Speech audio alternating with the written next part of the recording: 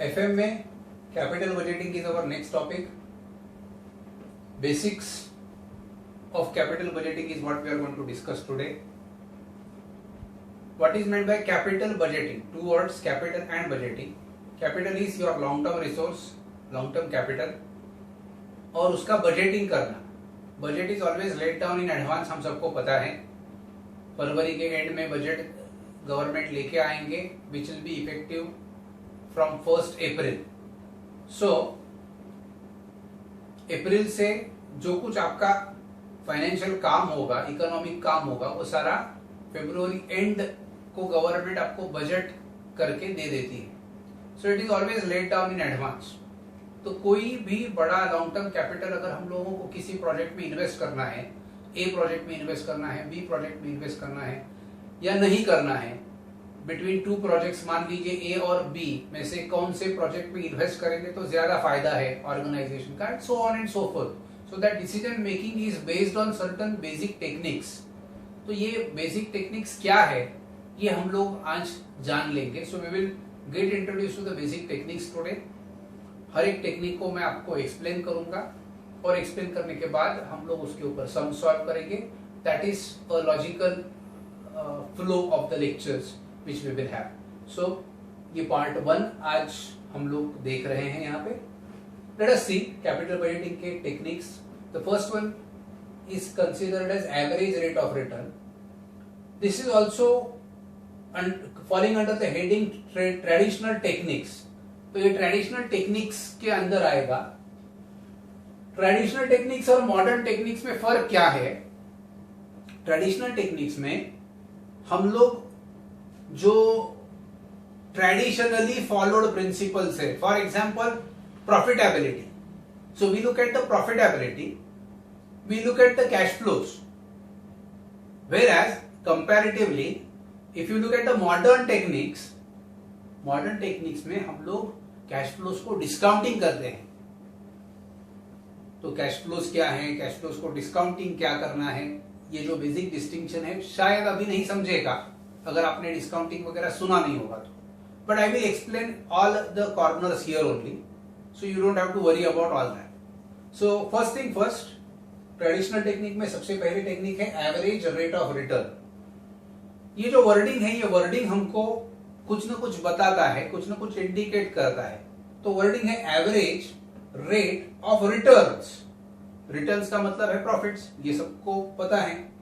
So average returns, मान लीजिए 5 years के लिए प्रोजेक्ट है और उन्होंने देके रखा है 10,000, 20,000, 25,000, 30,000 एंड 35,000. तो इसका हम लोग एवरेज करेंगे. We will do the average of all this. Average कैसे करते हैं? Simple average. सो इन सबका टोटल ले लेंगे. I think it is 1,20,000. सो ये आ गया टोटल. अब ये 5 साल में आया है, इसके लिए divided by 5 years. So 24,000 is the return. तो इस एग्जांपल में एवरेज रिटर्न्स में रिटर्न्स जो न्यूमरेटर है वो 24,000 आ गया. सिंपल है. 5 इयर्स का डेटा दिया है, 5 इयर्स का रिटर्न्स मतलब, और अगर डिटेल्स में जाएंगे तो उसको हम लोग कहेंगे प्रॉफिट्स आफ्टर टैक्स. रिटर्न्स का मतलब क्या है? Profits after tax. So average returns upon average investment. तो मान लीजिए इस एग्जांपल में 24,000 कमाने के लिए let us assume that 3 lakh रुपए का इन्वेस्टमेंट किया गया था. तो 3 लाख रुपए का investment at the end of the period 5 years 0 हो गया. So average return upon average investment, यहां पे एवरेज 2 ही डिजिट्स का है, इसके लिए 3 लाख प्लस 0/2 1,50,000. और फिर हम लोग average rate of return calculate करेंगे. 24,000 divided by 1,50,000 will give you approximately 16%. 24,000 divided by 1,50,000 will give you 16%. तो इस प्रोजेक्ट का रिटर्न 16% है। तो मान लीजिए कॉस्ट ऑफ कैपिटल 16% से कम है और 16% अगर रिटर्न दे रहा है प्रोजेक्ट, तो मैनेजमेंट में से okay we will go ahead with this project. तो ये हो सकता है, that is possibility. So the first of the techniques is average rate of return. अभी तक क्या किया है मैं वापस एक बार बताता हूं। एवरेज रेट ऑफ रिटर्न कैसे कैलकुलेट करेंगे? Average returns upon average investments. से प्रोजेक्ट लाइफ इज 5 years। मैं सिर्फ एक इलस्ट्रेशन देके समझा रहा हूं। प्रॉफिट्स आफ्टर टैक्स क्या है? 10,000, 20,000, 25, 30 और 35,000, टोटलिंग 1,20,000। सो उसका एवरेज रिटर्न आ गया 24,000 divided by average investment. 3 lakh rupees was the original investment, and में 0 divided by 2, 1,50,000। So 24 divided by 150, 16% is average rate of return. ये ट्रेडिशनल टेक्निक क्यों है? क्योंकि हम लोग सीधा सीधा देख रहे हैं रिटर्न्स कितने हैं डिवाइडेड बाय इन्वेस्टमेंट्स कितना है। So that is how we will calculate average rate of return. आगे बढ़ते हैं। दूसरा मेथड है pay back method. Pay back method specially मतलब हम मराठी लोगों में ऐसा एक कहावत है कि किसी ने बिजनेस शुरू किया तो we are so pessimistic as far as business activity is concerned. वो कहते हैं कि 1 लाख रुपए अगर लेके गया कैपिटल करके तो लाखाचे 12,000 केलेस किंवा करशील, what does that mean? That you will lose your capital also. So 1 lakh का कैपिटल है, वो कैपिटल भी 12,000 कर देंगे, मतलब you will reduce the capital also. So ये हो गया पेसिमिस्टिक व्यू कि भाई साहब मेरा कैपिटल जो इन्वेस्ट किया है वो कैपिटल तो मुझे वापस दे दो, फॉरगेट अबाउट रिटर्न्स। रिटर्न्स तो बात की बात है। तो you are a bit negative और you are a bit pessimist over here when we look at the payback method. तो पेबैक मेथड में it is based on the cash flows. अभी कोई भी स्टूडेंट मुझे पूछेगा what is the basic definition of cash flows, तो cash flows का definition बहुत सिंपल है, profits plus depreciation. Cash flows का मतलब क्या है? Profits plus depreciation. Why depreciation is added back? क्यों डेप्रिसिएशन एड बैक करते हैं? Logic is very simple. Depreciation is a non cash expenditure. Depreciation is a non cash expenditure. तो वो P&L के डेबिट साइड में है और बाद में नेट प्रॉफिट्स आया है। After debiting that depreciation you have arrived at the net profits. हमको चाहिए कैश फ्लोज, मतलब इस पर्टिकुलर ईयर में कितना कैश आया, दैट इज द क्वेश्चन।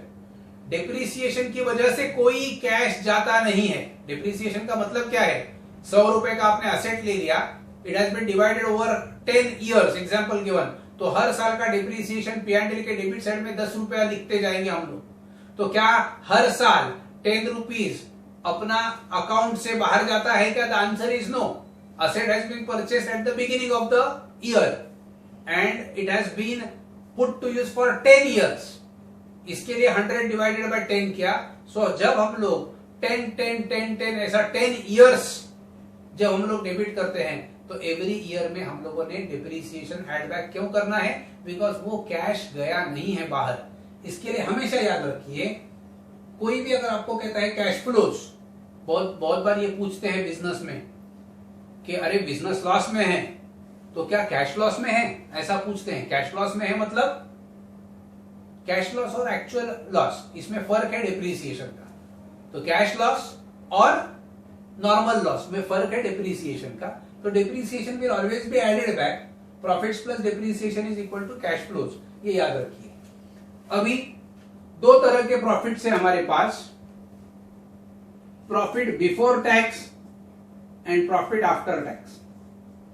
इन दोनों में से रेलेवेंट प्रॉफिट आफ्टर टैक्स है, क्योंकि गवर्नमेंट को टैक्स देने के बाद जो बचेगा वो मेरा प्रॉफिट है। सो प्रॉफिट बिफोर टैक्स में से टैक्स माइनस होता है and then we arrive at profit after tax. So cash flows क्या याद रखना है हमको? पेबैक मेथड में cash flows.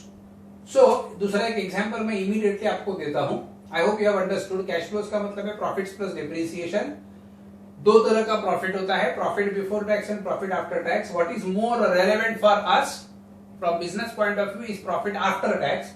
So PBT minus tax is equal to PAT. Pay back method का इमीडिएटली मैं आपको एग्जांपल देता हूं। सो पे बैक मेथड का एग्जांपल मैं आपके सामने दे रहा हूं। जैसे मैंने कहा कि कैश फ्लोज पे होगा, and what is meant by cash flows, मैंने आपको बताया profit after tax plus depreciation, profit after tax plus depreciation. So example given,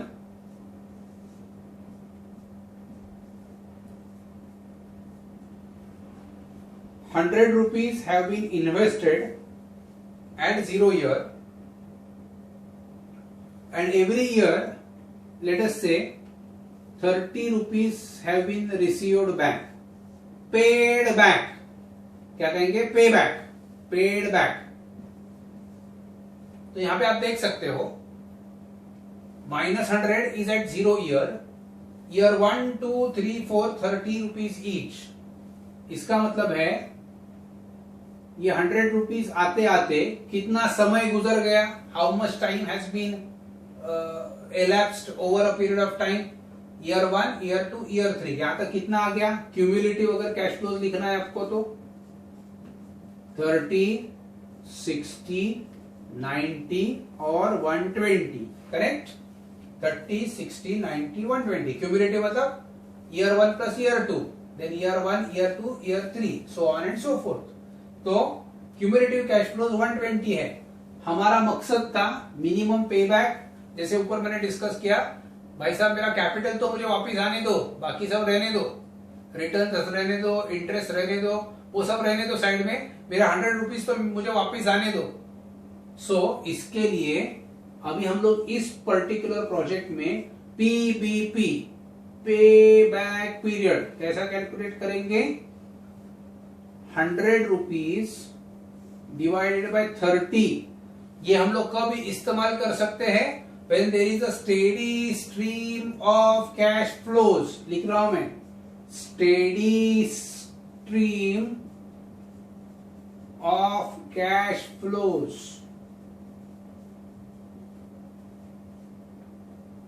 So this has been 3.33 years। ये ₹100 आपका पैसा वसूल हम लोग कहते हैं हिंदी में। So your money which was return to you, paid back to you, has been paid back in 3.33 years। तो डिसीजन मेकिंग क्या होगा, जैसा रिटर्न्स के बारे में हम लोगों ने ऊपर सोचा, 16% रिटर्न्स आया था, higher the returns better it is. कोई भी प्रोजेक्ट हम लोग कब एक्सेप्ट करेंगे, higher the returns we will accept it. वैसे पे बैक पीरियड के बारे में हम लोग क्या कहेंगे, lower the pay back we will accept it. So lower is better.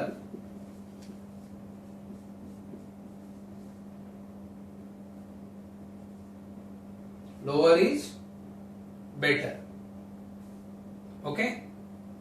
ये हो गया पे बैक मेथड का एग्जाम्पल। दूसरा मैं एग्जाम्पल देता हूं जहां पे ये कैश फ्लोज अलग अलग होंगे, तो क्या करेंगे, that also we will C.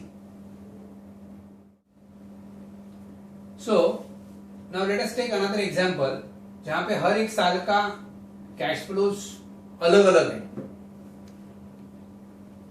Once again we start with ₹100 of cash outflow at 0 year।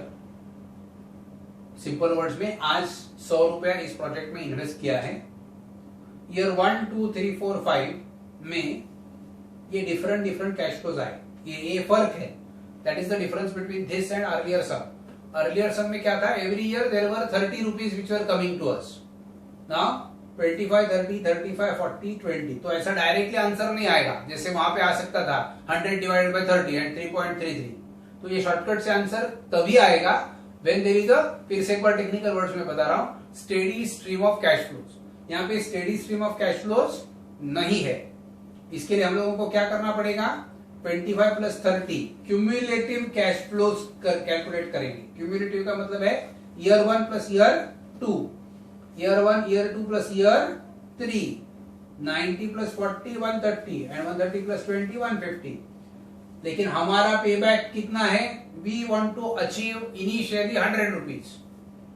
तो 1 2 3 3 साल के बाद और 4 साल कंप्लीट होने के पहले ड्यूरिंग द ईयर कहीं ना कहीं पे बैक हुआ है, तो कैसा ढूंढेंगे? 3 इयर्स तो मान ही लिया, समझ में आ गया सबको। So after 3 years up to 4th year.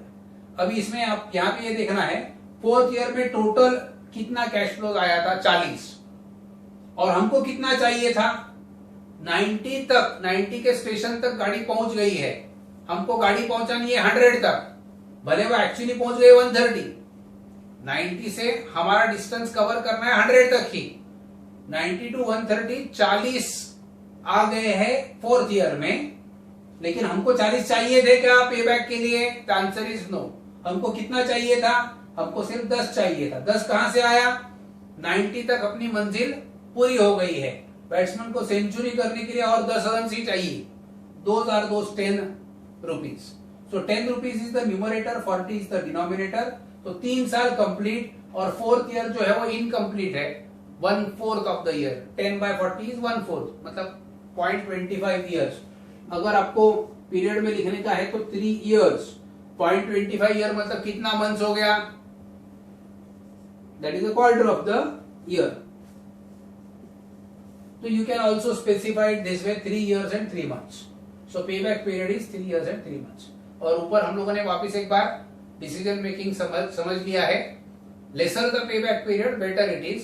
तो जिस पर्टिकुलर प्रोजेक्ट का पे बैक पीरियड कम है, जो प्रोजेक्ट अपने को जल्दी यील्ड करता है अपना original capital investment, we will select that particular project. आइए अभी दूसरे रिमेनिंग मेथड्स जो मॉडर्न टेक्निक्स के हैं वो देखेंगे। That is how we will continue. Okay, so let us continue. यहां पे मैंने कैश फ्लोज लिखे हैं बोर्ड पे। 100 का कैश आउटफ्लो है 0 ईयर में। ईयर 1 2 3 4 5 में अलग अलग अमाउंट्स हम लोगों ने लिखे हैं। These are cash inflows. तो किसी भी स्टूडेंट के दिमाग में अभी आएगा क्वेश्चन, डिस्काउंटेड कैश इनफ्लोज और डिस्काउंटेड कैश आउटफ्लोज। ये डिस्काउंटिंग क्या है, ये हम लोगों को सबसे पहले समझना है। ऊपर एग्जांपल जो मैं दे रहा था @10% वाला, तो let us take that discounting factor, DCF कहते हैं उसको। Discounting factor is @10%। तो जो इधर 100 है वो 1 साल के बाद 110 होने चाहिए 10% ऐड होके। दूसरे साल के बाद 121, 110 के ऊपर 10%, फिर 133.1 और फिर 146.31 और फिर आया 160.94। आप कहेंगे मैंने ऐसे कैसे डायरेक्टली लिखा विदाउट कैलकुलेटर, तो एकदम आसान है इसके पीछे डिस्कशन। 10% मतलब इधर 11 ऐड किया, यहाँ पे 12.1 ऐड किया इस अमाउंट में, तो यहाँ पे 13.31 ऐड किया, 13.31, तो मेरे ख्याल से ये 41 आएगा देर अराउंड। और फिर इसमें 14 ऐड किया, 14.64। तो आई थिंक ये थोड़ा सा अमाउंट आप चेक करके मुझे दे देना। 146.41 इंटू 1.1, शायद 161 होगा, 161। तो आप कहेंगे कि ये भी हो सकता है कि इधर के पैसे 1 साल के बाद मिलेंगे तो इतना होगा, 2 साल के बाद मिलेंगे तो इतना होगा, 3 4 5। तो फिर हम इसको कंपाउंडिंग ही क्यों नहीं करते? समझ में आई? मतलब दिमाग में एक लॉजिकल क्वेश्चन आपके आएगा, इधर के 100 रुपीज इधर जाएंगे तो 110 होंगे, इधर जाएंगे तो 121 होंगे, कंपाउंडिंग 10% अगर करेंगे तो आपके दिमाग में ये क्वेश्चन आना एकदम लॉजिकल है, एकदम नेचुरल है। Why are we not compounding? Why are we not compounding? The answer is very simple. ये कैश आउटफ्लो एक ही बार है. Cash outflow is only once. That is also today. और कैश इनफ्लो जो है वो अलग अलग साल में है. तो 100 के सामने 110 लूं तो ये सारे आंसर छूट जाएंगे. 121 लूं तो बाकी मतलब यही आंसर रेलेवेंट होगा, बाकी छूट जाएंगे. सो हमको क्या करना है, सबको एक ही प्लेटफॉर्म पे खड़ा करना है. फॉर एग्जाम्पल स्टेयरकेस में एग्जाम्पल ले लीजिए. 3 स्टूडेंट्स स्टेयरकेस के 3 स्टेयर्स पे खड़े हैं, तो can we measure their height? The answer is no. They have to be brought down at the same level, then only we can compare their heights. तो उनका हाइट्स जैसे कंपेयर करने के लिए उनको एक लेवल पे लाना जरूरी है. वैसे ही कैश आउटफ्लोस तो आज हो चुके हैं. कैश इनफ्लोस कुछ 1 साल के बाद आए हैं, कुछ 2 साल के बाद, कुछ 3, so on and so forth. तो मैं क्या कर रहा हूं, इसकी वैल्यू आज के तारीख में कितनी है ये मैं कैलकुलेट कर रहा हूं. What are we calculating is present value. Present मतलब आज के तारीख में. तो इसके लिए जो 1 साल के बाद है, मैं एक एरो करता हूं तो समझ में आएगा आपको. इसका वैल्यू इधर, इसका वैल्यू इधर, इसका वैल्यू इधर, ऐसा करके इन सबका मैंने प्रेजेंट वैल्यू निकाला. इन सबका मैंने प्रेजेंट वैल्यू निकाला. इसके लिए डिस्काउंटेड कैश इनफ्लोज, इन सबका डिस्काउंटेड वैल्यू निकाला और वो कैश आउटफ्लोज के साथ कंपेयर किया. और अगर मेरा आंसर पॉजिटिव आया, आज के ही तारीख में, मैं अगर आपसे 100 रुपीज ले रहा हूं और आपको 102 रुपया दे रहा हूं, एग्जाम्पल गिवन, आज के ही तारीख में, तो आप ये प्रोजेक्ट एक्सेप्ट करेंगे या नहीं? The answer is yes. So अगर 100 इन्वेस्ट करके इन सारे लोगों का डिस्काउंटिंग करने के बाद अगर आंसर 100 के ऊपर आता है, इन अदर वर्ड्स 100 रुपए आज डाल के अगर 110 आता है, 105 आता है, 102 आता है, I would accept the project. और अगर यही आंसर 90 आया, 94 आया, 98 आया, 99 आया कैश इनफ्लोज का answer, then we will reject it. इसका मतलब क्या है, इन सारे कैश फ्लोज का प्रेजेंट वैल्यू निकाला. आज का प्रेजेंट वैल्यू तो आज आपके जेब में 500 रुपए है, तो 500 रुपए का प्रेजेंट वैल्यू जितना है उतना ही है. ये जो वैल्यू है, जैसे जैसे पीरियड आगे जाएगा वैसे पैसे का वैल्यू कम होते जाएगा. और व्यवहार में भी वही सुनते हैं कि नहीं हम लोग.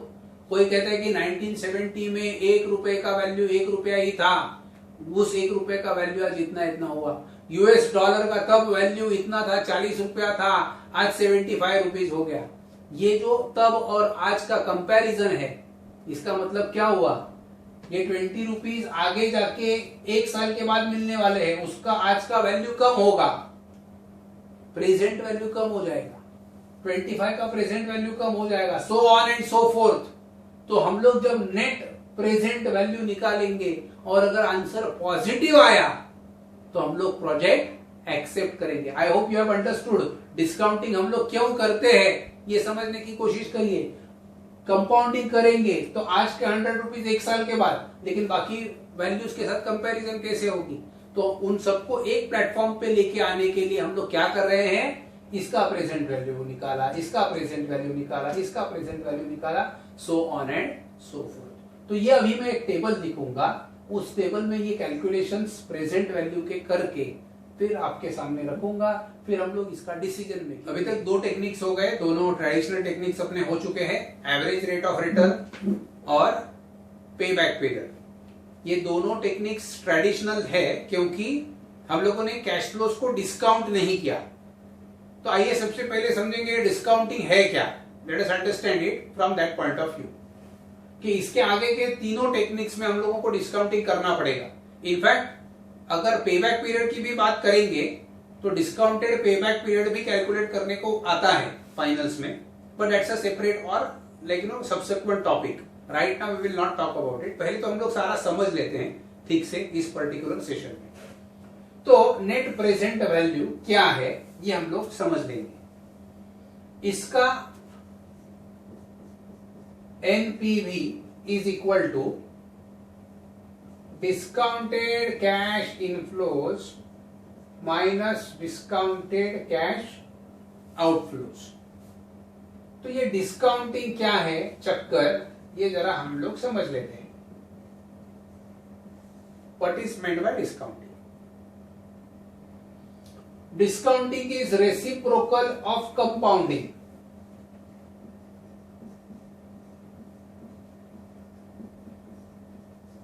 तो आप कहेंगे अभी कंपाउंडिंग क्या है वो बताओ। वो तो आपको स्कूल डेज से मालूम है कंपाउंडिंग क्या है। कंपाउंडिंग इज इंटरेस्ट के ऊपर interest, interest on interest, that is called as compounding. तो let us see certain data first.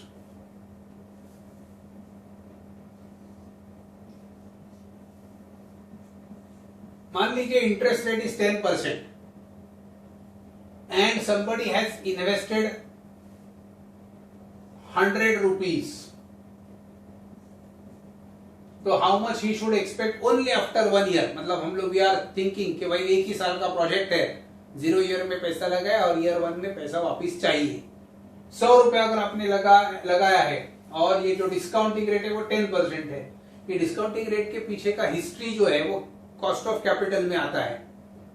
This is the expected rate of return on a given project. एकदम simple example देता हूं, मैंने आपसे 100 rupees ले लिया। You have invested 100 rupees in our business और मैंने आपको ये guarantee they the that every year I will give you 20% return, forget about redemption etcetera, वो बात की बात है। इसका मतलब है मेरे लिए कॉस्ट ऑफ कैपिटल क्या हो गया? 20%। आपके लिए एक्सपेक्टेड रिटर्न क्या हो गया? 20%। तो जो आपके लिए एक्सपेक्टेड रिटर्न है, जो मेरे लिए कॉस्ट ऑफ कैपिटल है, ये एक बेंचमार्क हो जाता है। बेंचमार्क का मतलब ये है कि कोई भी प्रोजेक्ट, जो प्रोजेक्ट में मैं इन्वेस्ट करूंगा, आपने जो मेरे कंपनी में इन्वेस्ट किया हुआ पैसा है, जिस कंपनी में जिस प्रोजेक्ट में मैं इन्वेस्ट करूंगा, वहां पे मैं ये इंश्योर करूंगा कि भाई साहब ये 20% के थ्रेशोल्ड से ऊपर ही मुझे रिटर्न्स आए। तो अगर मुझे 25% वाला प्रोजेक्ट मिलता है जिसमें 25% के रिटर्न्स हैं, तो आपको 20% देके 5% मैं रिटेन कर सकता हूं। That means I will be able to satisfy my stakeholders, my shareholders, my investors. तो इसके लिए ये जो कॉस्ट ऑफ कैपिटल है दैट बिकम्स द बेंचमार्क। और वही हम लोगों ने कॉस्ट ऑफ कैपिटल इस टॉपिक में देखा है, जहां पे हम लोग weighted average cost of capital निकालते हैं।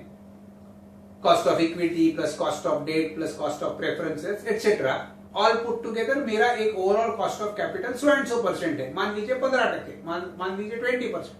तो 15 या 20% उतना रिटर्न कम से कम आना ही चाहिए। ये है मेरा डिस्काउंटिंग रेट, ये है मेरा 10% इस एग्जांपल में। सो 10, what is meant by discounting? Discounting is nothing but cost of capital. In other words, it is expected rate of return from the project. Minimum 10% आपको मिलना ही चाहिए। तो अगर आपने 100 रुपीज इन्वेस्ट किया तो 1 साल के बाद आपको कितना आना चाहिए? 110, 10% returns.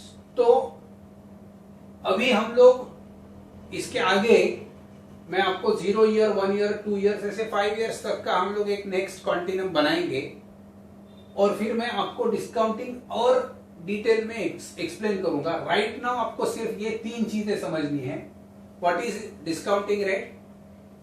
Discounting is 1 upon compounding. Compounding मतलब इंटरेस्ट के ऊपर इंटरेस्ट। इसका कैलकुलेशन कैसे होगा इमीडिएटली आपको मैं बताऊंगा as soon as we I will shift the figures. What is discounting? Discounting is nothing but cost of capital. Discounting is nothing but expected rate of return. जो investor का expected rate of return है वो company के लिए cost of capital है। That is nothing but a discounting rate.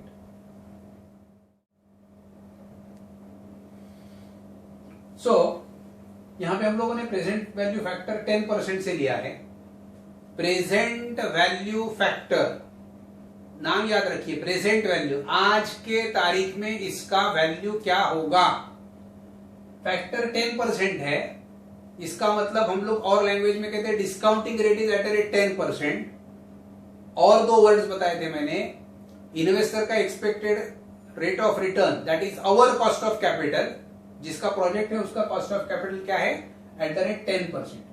तो ये कैसा कैलकुलेट करते हैं, 1 प्लस आर, आर मतलब रेट, रेट कितना है 10%, 10% मतलब 0.10, so 1 plus R raise to N, N मतलब नंबर ऑफ ईयर्स, अब यहां पे 5 ईयर्स है, तो फर्स्ट ईयर के कैलकुलेशन में 1 मतलब raise to 1, raise to 2, raise to 3, raise to 4, raise to 5। Calculator पे सिंप्लीफाई अगर करना है आपको, नॉर्मल कैलकुलेटर्स पे आप 1 upon 1.10 is equal to, I repeat, calculator पे 1 अपॉन 1.10 इज इक्वल टू, ये इज इक्वल टू पे आपका आंसर आएगा 0.9091, 4 डेसिमल प्लेसेस तक लेंगे तो।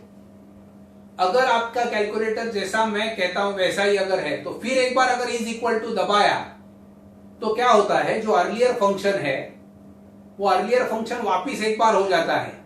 तो 0.909 का आंसर जो आया था 1 साल के बाद, उसको वापिस एक बार 1.1 से डिवीजन हो जाता है। मतलब क्या हुआ, इसका आंसर को अगर हम लोगों ने 1.10 से डिवाइड किया तो वो दूसरे साल का आंसर हो गया, रेज टू 2 हो गया। तो अगर वो कैलकुलेटर आपके हाथ में है तो आपको जो मैं कह रहा हूं बहुत आसानी से समझेगा। Is equal to, is equal to, is equal to, is equal to, और एक एक बार करते गए और ये फिगर्स लिखते गए। अभी आप कहेंगे कि ये फिगर्स लिखे, वो तो ठीक है, हमको समझ में आ गया। फिर ये जो कैश फ्लोज है 20, 25, 30, 35, 40, ये जो इलस्ट्रेटिव कैश फ्लोज हम लोगों ने लिए हैं, कोई स्टूडेंट मुझे कहेगा मल्टीप्लाई क्यों कर रहे हैं सर, डिवाइड क्यों नहीं कर रहे हैं। आप लॉजिकली जो डाउट पूछना है वो पूछ सकते हो, उसका लॉजिकली आंसर देना मेरी जिम्मेदारी है। इसका आंसर लॉजिकली ऐसा है, आज का 1 रुपया 0 ईयर का 1 रुपया है, और 1 साल के बाद ये 0.909 है। हमको क्या करना है, मतलब 1 रुपया 1 साल के बाद इज इक्विवेलेंट टू टुडेज 0.909। 1 रुपए का वैल्यू 1 साल के बाद जो आने वाला है 1 रुपया हमारे हाथ में, उसका वैल्यू है 0.909, उसका प्रेजेंट वैल्यू है 0.909। इसका मतलब क्या हुआ, जो 1 रुपया आप 1 साल के बाद देने वाले हो या आने वाला है आपके पास, उसका वैल्यू है 0.909। तो अगर आपके पास 20 रुपीज आया तो क्रॉस मल्टीप्लीकेशन करेंगे। तो ये क्रॉस मल्टीप्लीकेशन 10 बार दिखाने के लिए एग्जाम में आपको उतना वक्त भी नहीं होता। 1 rupee received after 1 year is equivalent to today's 0.909. So 20 rupees is how much? हम लोग यहाँ पे क्या कर रहे हैं, 20 into 0.909 divided by 1। तो divided by 1 को कोई रेलेवेंस नहीं, आंसर वही आने वाला है। इसके लिए हम लोग क्या कर रहे हैं, 20 into 0.909, 25 into 0.826, 30 into 0.751, 35 into point so and so, divided by 1 is common। तो वो क्यों लिखने का, इसके लिए हम लोग इसको मल्टीप्लाई करते हैं। ये मल्टीप्लाई करने के बाद इन सारे एलिमेंट्स का टोटल देखिए। अब ये सारे जो कैश इनफ्लोज है वो डिस्काउंट हो गए, डिस्काउंट हो गए मतलब उनका प्रेजेंट वैल्यू आया है, और उनका प्रेजेंट वैल्यू आया है 110.13। 110.13 को मैं कंपेयर करूंगा आज के कैश आउटफ्लो से। क्या लिखा है, net present value is equal to discounted cash inflow minus discounted cash outflow. 110.13 minus 100 मतलब 10.13। अगर ये आंसर निगेटिव होता तो हम लोगों ने ये प्रोजेक्ट नहीं किया होता। आज ही आपने 100 रुपया दिया और आज ही 110 रुपया 13 पैसा अगर आपके घर पे आने वाला है तो आप ये प्रोजेक्ट ऑब्वियसली सिलेक्ट करेंगे, you will accept that project. अगर एनपीवी पॉजिटिव है तो प्रोजेक्ट एक्सेप्ट करेंगे, अगर एनपीवी निगेटिव है तो प्रोजेक्ट रिजेक्ट करेंगे। ये एज सिंपल एज दैट है। तो ये आप अच्छी तरह से लिख लीजिए। नेट प्रेजेंट वैल्यू होने के बाद इमीडिएटली मैं फोर्थ वाली मेथड पे चला जाऊंगा। फोर्थ मेथड है प्रॉफिटेबिलिटी इंडेक्स मेथड। उसको कॉस्ट बेनिफिट एनालिसिस भी कहते हैं। Cost benefit analysis that is equivalent to DCI upon DCO. अरे ये तो ऊपर ही हुआ था, तो फिर ऊपर में थर्ड मेथड में और फोर्थ मेथड में सिर्फ ये दो डॉट्स का फर्क है। ऊपर हम लोगों ने क्या कहा था, डीसीआई माइनस डीसीओ, और यहां पे हम लोग बता रहे हैं डीसीआई अपॉन डीसीओ। सो 110.13 जो आपका डीसीआई आया था divided by 100 is equal to 1.1013। So cost benefit analysis. तो यहां पे अपना डिसीजन मेकिंग क्या होगा, अगर आंसर एक से ज्यादा है तो हम लोग प्रोजेक्ट एक्सेप्ट करेंगे, और एक से कम है तो project will have to be rejected. तो आप कहेंगे फिर ये दो मेथड्स अलग अलग क्यों है, एक ही मेथड क्यों नहीं है अगर इतना सिमिलैरिटीज है तो उसके लिए कारण है। ये जो एनपीवी है ऊपर, that gives you absolute terms में आपके घर पे कितना पैसा आने वाला है, how much money is going to be earned by your organisation in absolute terms. और ये जो है वो रिलेटिव टर्म्स में। इसका ठीक से अंडरस्टैंडिंग होने के लिए मैं एक बोर्ड पे छोटा सा एग्जांपल लिख रहा हूं। ये लिख के हम लोग इमीडिएटली डिस्कस करते हैं what is the basic distinction between NPV method and profitability index method. तो एक एग्जांपल ले लेते हैं। There are two projects A and B. NPV है 15 और 25। Do not go into other details, directly देखो 15 और 25। आपका माइंड क्या कहेगा, एनपीवी के बेसिस पे कौन सा प्रोजेक्ट सिलेक्ट करना है। अगर मैं आपको कहूंगा दोनों में से एक ही प्रोजेक्ट सिलेक्ट करना है तो which project will you select, obviously you will select that project which is having higher NPV, जहां पे आपके हाथ में ज्यादा पैसा एब्सोल्यूट टर्म्स में रहने वाला है। इसके लिए आपने रैंकिंग दे दिया 1 एंड 2। अभी हम लोग डीसीआई और डीसीओ की इंफॉर्मेशन देखेंगे। ये 15 कैसे आया था, 115 minus 100, that's why it is 15। और ये 25 कैसे आया था, 225 माइनस 200 करके ये 25 आया था। अभी दूसरा मेथड में हम लोग अगर जाएंगे प्रॉफिटेबिलिटी इंडेक्स में, तो यहां पे मैं क्या करूंगा, DCI upon DCO 115 upon 100 is equal to 1.15, और 225 अपॉन 200 इज इक्वल टू 1.125। इसका मतलब क्या हुआ, प्रॉफिटेबिलिटी इंडेक्स में इसका 1.15 आंसर आया और ये 1.125 आंसर आया। ये आंसर इससे ज्यादा है। What does that indicate to us, इससे अपने को इन्फरेंस क्या ड्रॉ करना है, हमको ये इन्फरेंस ड्रॉ करना है अगर कैपिटल लिमिटेड है, और जनरली किसी भी बिजनेस में कैपिटल तो लिमिटेड होता है, तो अगर कैपिटल लिमिटेड है तो आप वही 100 रुपया ऐसे जगह पे इन्वेस्ट करोगे जिससे आपके पास ज्यादा से ज्यादा पैसा आए। अगर मेरे पास 100 रुपीज है और 100 के सामने अगर मुझे 15 रुपीज एक्स्ट्रा मिल रहे हैं, और इधर 100 के सामने मुझे 112.5 मतलब 12.5, सो 12.5 से 15 रुपीज ज्यादा है। That is the reason why I would select that project. तो हम लोग प्रॉफिटेबिलिटी इंडेक्स के ऊपर डिसीजन मेकिंग करेंगे। एब्सोल्यूट टर्म्स में मेरे घर पे पैसा ज्यादा से ज्यादा आना चाहिए, अगर ये आपका कंसर्न है, उसके लिए मैं कितना भी कैपिटल इन्वेस्ट करने को तैयार हूं। अगर ऐसे वाला अगर थिंकिंग है तो this would be your answer.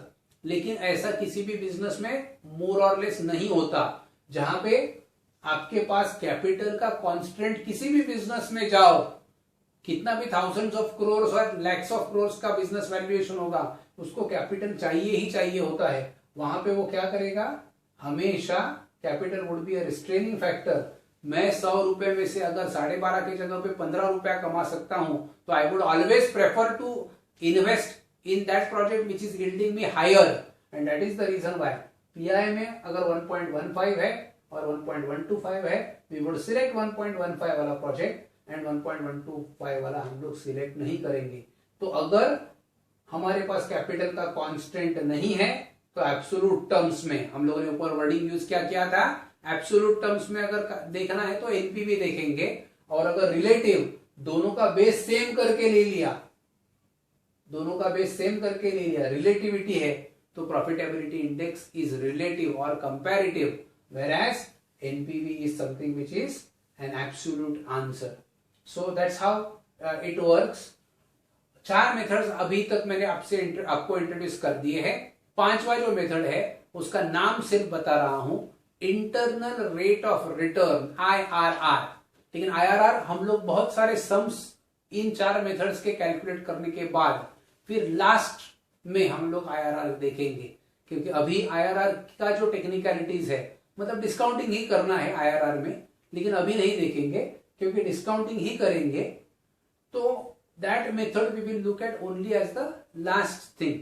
तो ये 1 2 3 4 ये 4 मेथड जो आज के सेशन में हुए, उसके ऊपर हम लोग कुछ सम्स करेंगे, बेसिक से लेके कॉम्प्लेक्स सम्स तक हम लोग सारे सम्स करेंगे। उसके बाद then I will introduce the last final method of capital budgeting, that is IRR to you.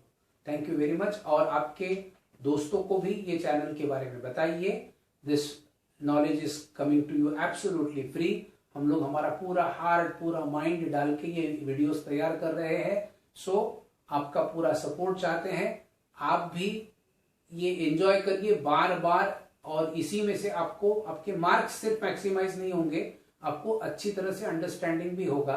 Understanding होगा इज वन पार्ट, और उसके बाद आपके दोस्तों का भी भला कर दीजिए। That is why you will also share it with your friends. Thank you very much.